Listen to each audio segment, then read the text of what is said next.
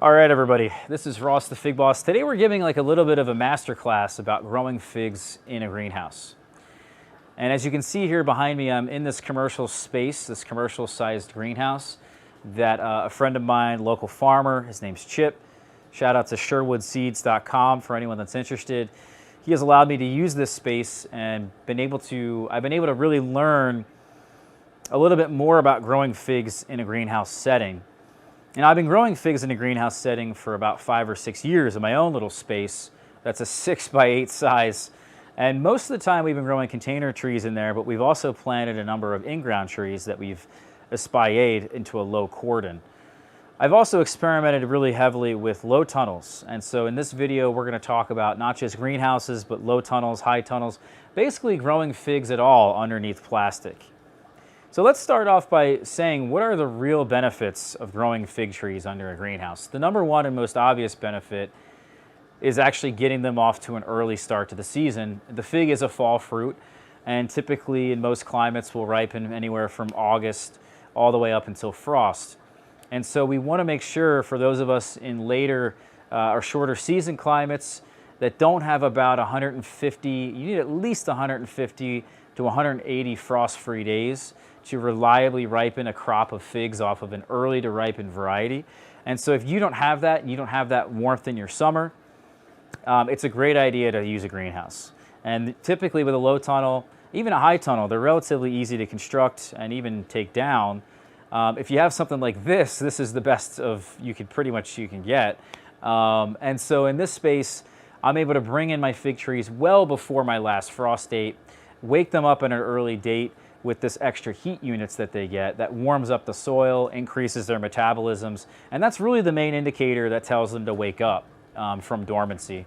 Once they wake up, then they're able to actually use those extra heat units and set the fruits at an earlier date, so then they can ripen not just, let's say, August 1st, which is typically my earliest date here in the Philadelphia area to ripen main crop, but now they're actually on a consistent basis for the last 5, 6, 7 years, however long it's been, they're ripening by July 1st, which can be a very nice benefit, which leads us into the other benefit of growing fig trees under a greenhouse, is that you can protect them from the rain. And so by having them away from the rain in their final ripening stage, or really any moisture whatsoever, whether that's dew, just any excess moisture, you're able to actually have a higher fruit quality. Because a fig is very soft, it's a soft flesh fruit, they don't ship well, and typically to get the best quality, you have to let them ripen longer on the tree. That's what makes growing figs at home so great.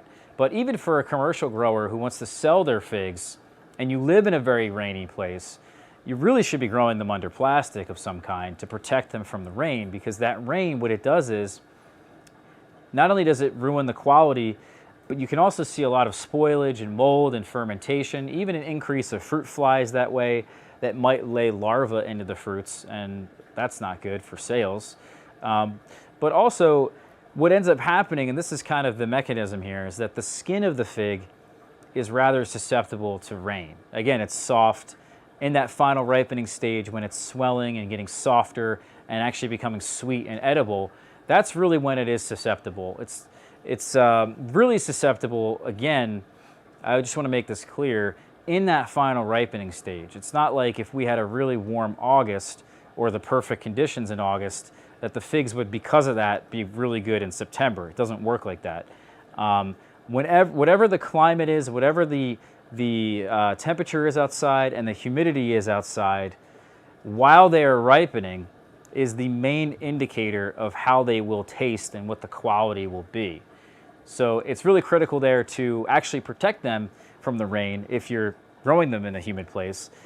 And the reason for that I was getting to is that the skin easily absorbs water into the fruit. And so think of the skin like a waterproof jacket, or think of the skin like a different material of jacket, something that could be easily absorb water and hold on to that water, or you can have a waterproof jacket where the water hits the jacket and slides right off and actually doesn't absorb into the jacket and keeps you, the inside of the fig, let's say, nice and clean and nice and dry. So that's the the thing there is that every variety is different, and some varieties are better at keeping that water out. But once the water gets in and you have enough rain, the Brix of the fruit, the soluble sugars goes down, and because the Brix is lower, you end up having a lower fruit quality. They taste worse, and they can spoil and mold and ferment easier at that point. So those are the two big reasons. Now let's talk about heat now. I'm going to also talk about water. We're also going to touch on a little bit of the differences that I've seen so far in this video, actually about some of the changes I've seen in this commercial greenhouse space. And so we've been growing figs in a very different environment than this, and we've learned some new things, and I want to share those new things with you guys. Before I go on to some of the other things I want to touch on, hit that subscribe button for me right now. Hit that like button if you're enjoying these videos, and also check out the blog. This all really helps me out and definitely helps spread this awesome information to other people. So go to the description, check out the blog, figboss.com. I definitely appreciate it, guys. So heat is the next important thing I want to mention, in that if we have a lot of heat, which of course you're going to have a lot of heat in a greenhouse setting like this, that's obviously a big benefit, right? Getting them awake earlier, but you can't have too much heat. And so I would argue, keep the temperatures at night above 50 degrees Fahrenheit and keep them at around 80 to 85 during the day. It's hard to keep them below and around 80 to 85 during the day. If the sun's shining like this and I don't open up a lot of the vents in here, we actually get too warm and it can get to 100 in here, 130 really actually very quickly. And so the figs can withstand that, but they certainly don't like it. And so when you have a soil temperature that is actually 90 to 95 to 100 degrees Fahrenheit, something will happen called a summer dormancy. And so the fig trees will actually stop growing. Now, you want them to maintain them at a 78 degree Fahrenheit temperature. That is the most optimal temperature for fig trees to grow and fruit, and just in general, their metabolism performs the best at that point. Just like us as humans, we have a certain metabolism that we operate at. The fig trees are no different. So keeping it at 78 is going to be the best case scenario. Now, if you have also too much heat, and this is something I'm noticing again this year that I've noticed in the past, not only do they stop growing, but actually they'll fruit at an earlier date. And so that could be a good thing for some of you guys, right? Earlier fruits can typically be good, but they may fruit too early in the process of them waking up and putting out this new growth for the season. And so if you have too many fruits and not enough growth to support those fruits right away, if you don't have enough leaves that produce photosynthesis to support those fruits, you actually end up putting your tree into an energy deficit rather than an energy surplus. And we want our trees at this point early in the season to continue growing. We want them to continue growing and to continue to fruit. So if we don't have, if we have too much heat, they're going to start fruiting too early, and what's going to end up happening is they're going to stop growing because there's not enough energy. And so the tree may have to go through this adjustment period, and what you have to do actually to correct that deficit is actually remove some of the fruits there, even in the smaller state that they might be in, to allow the tree to be in that surplus again to continue growing. We want to have as much growth as possible before the summer. And so there's plenty of time here in my climate to allow these trees to continue to grow before it gets too hot. Once it gets too hot, as I mentioned, the fruits are already probably on the branches. They've already set their fruits, and then at that point, the trees will stop growing, which is fine. We want that. We need them to lignify in time for the winter time. So we do want them to stop growing for most of us, and naturally, most of our trees will stop growing. And so in any case, the heat can be a bad thing if you have too much of it. Now, we do want a lot of heat early in the season because we want to have enough heat units to actually set the fruit buds. And so this is critical because there's two components to this. We want to actually be able to set the fruit buds here on the new branches, but we also want to have enough heat units to continue throughout the season after they've already set so that they will ripen at a reasonable time. And this is really well illustrated by people who live in the United Kingdom or the Pacific Northwest who have a very mild climate. They typically have a warmer and earlier spring than I do. And so here in the Philadelphia area, Our last frost date, again, as I said, is May 1st, but some of you guys in those places I mentioned may have a spring that starts April 1st. And so your fig trees start growing and start producing fruits and form their fruits at a much earlier date than me. But how is it that I'm actually able to ripen my fruits before people in those climates, or most of those people in those climates that live in these mild places? It's because we need a different amount of heat units to actually set the fruits, and then we need a different amount of heat units to actually ripen the fruits. And depending on the amount of heat units we get after they set will determine the amount of days it takes for them to actually ripen. Now, if we have the optimal conditions after they have set, the early varieties will take about 65, 75 days. The mid-season varieties will take about 90 days, and some of the late varieties might take a little bit longer. If we don't have optimal conditions, some of the varieties actually will not ripen at all, or they may actually even take 120 days, 110 days, 150 days after they've already set the fruits on the branches. We want them to ripen roughly 65 to 90 days after they've set on the branches. And if you don't have that, you can count very easily, guys.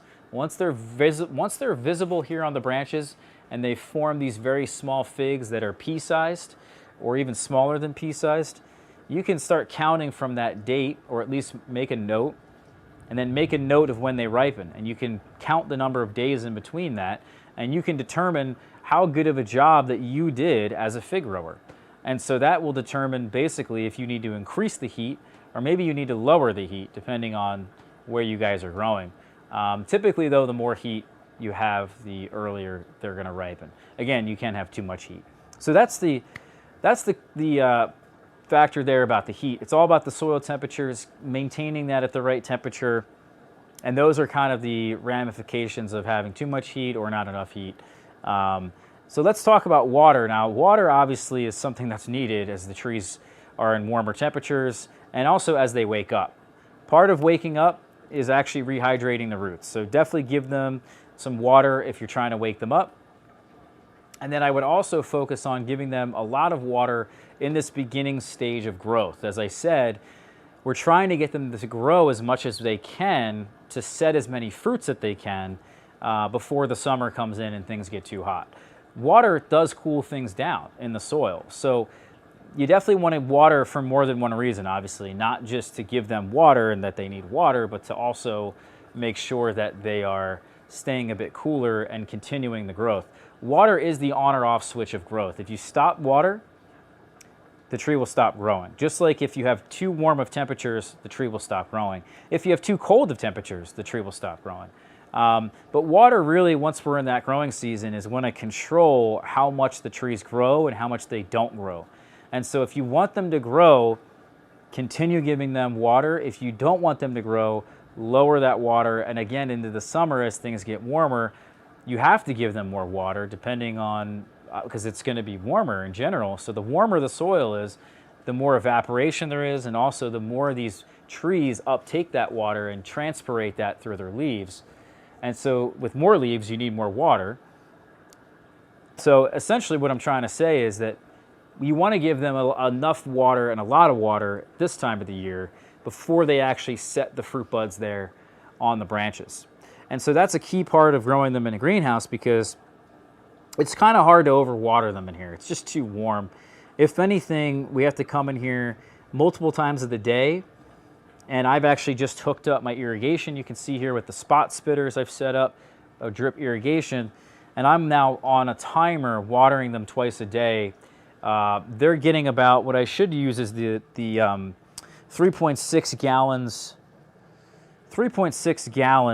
per hour emitter. And so what that ends up working out to is that every 5 gallons of soil, you need a 3.6 gallon per hour emitter, and you need about 10 minutes of watering every day. I do it at 5-minute intervals at the hottest times of the day, usually around noon or 1 o'clock, and then once again around 4 or 5 o'clock, just to keep the soil cooler, but also to give them enough water. You need about 10 minutes, as I said, per 5 gallons of soil. So you do the math of the 3.6 gallon per hour emitter, and you can just take that 5-gallon number, whatever it comes out to, and then obviously increase that if you have a larger container, or obviously if you have an in-ground tree. So that's water. Again, it's the on or off switch of growth. We need to be feeding them, of course, and the more we water them, especially in these containers, the more we have to feed them. In the ground, you know, cover your basic micronutrients, get a soil test, and figure out exactly what you need. But in general, figs need a bit more silica, calcium, magnesium, sulfur. I think they need a lot of potassium personally, and I like a good balanced NPK ratio though of like 10, 5, 10 or 20, 10, 20. You can also just go with a straight 10, 10, 10. In the containers, a lot of leaching is happening. I'm seeing in my container fig trees because I'm watering them so much, and a lot of that nutrient is just leaching right out of the bottom of the pot. Some of the other things we may want to consider if we're growing the containers here in the greenhouse, again, is if it gets too warm, don't use fabric pots. Also, don't use black pots. So basically get yourself a white plastic pot or something like that. Again, to keep that soil temperature maintained at that 78 degrees Fahrenheit. I am finding that the fabric pots, especially the more mature the trees get, the more they dry out, or the quicker they dry out, I should say. And obviously, the quicker they dry out in this environment, the worse that is. Right now, I want them to grow. I don't want them to dry out and stop growing. I want them to grow as much as possible.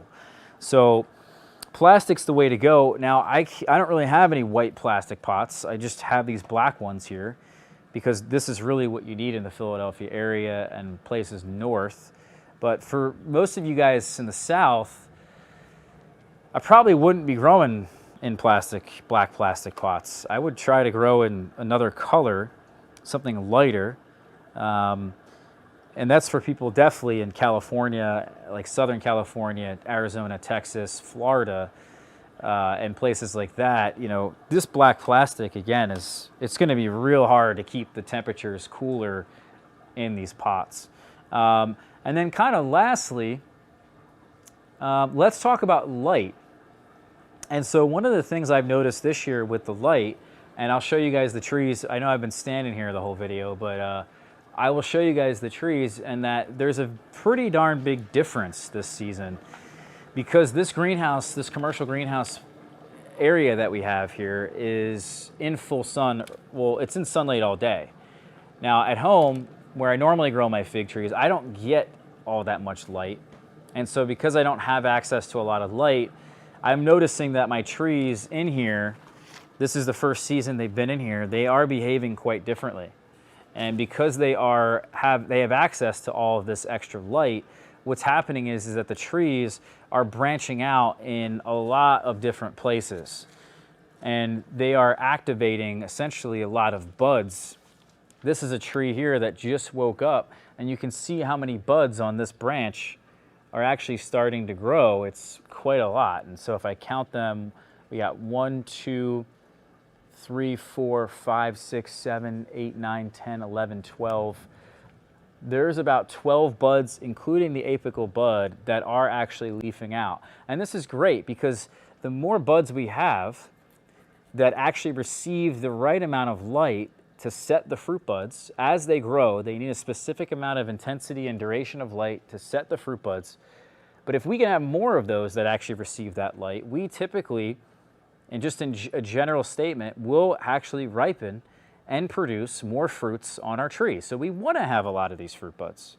We want to have a lot of this new growth. The problem is some of it may actually get shaded and not actually produce. But if we put our branches here a bit on a horizontal angle like this, that opens up this branch to allow more light into this section of the tree. Once there's more light in here, and also at the top for sure, but once there's more light in here, these buds down here that are also trying to bud and grow will activate as well. And so now we're covering a larger surface area of sunlight, and we're allowing our trees to actually basically, maximize this photosynthesis and produce more fruits that way.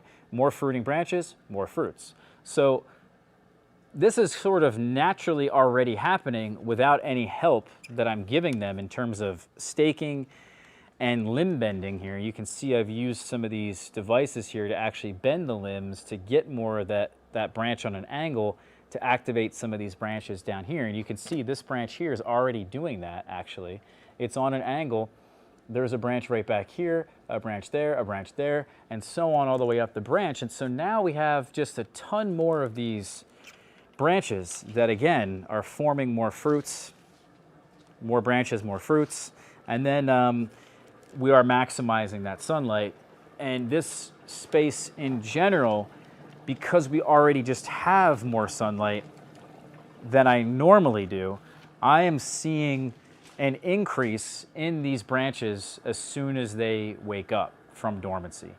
So just in a sense, you could ascertain from what I just said that the more sunlight you have, the more fruiting branches you can particularly have in a given space, and therefore you can produce more fruits. So you can also affect the sunlight, though, that your tree receives by doing what I just mentioned, by staking the branches, and that every single fig tree in here, I have not optimized it just yet. I haven't found the time, but every fig tree in here and every fig tree I grow and every single fruit tree I grow, not even just the figs, is staked and is bent with their limbs and is trained in a proper way to maximize the amount of sunlight that every single one of those plants receives. Because I know the amazing positive benefits that that's going to give to our trees. Not only are they going to produce more fruits, they're going to produce at an earlier date, and they're going to produce typically a higher quality fruit. So the sunlight, every aspect is critical. And so in a greenhouse setting like this, and just in a greenhouse in general, we have diffused light. We don't have as much light to begin with, but we do have more light in this particular spot because, again, where I'm at my current location in Philadelphia at home, I'm not really getting the amount of sunlight that this particular spot receives.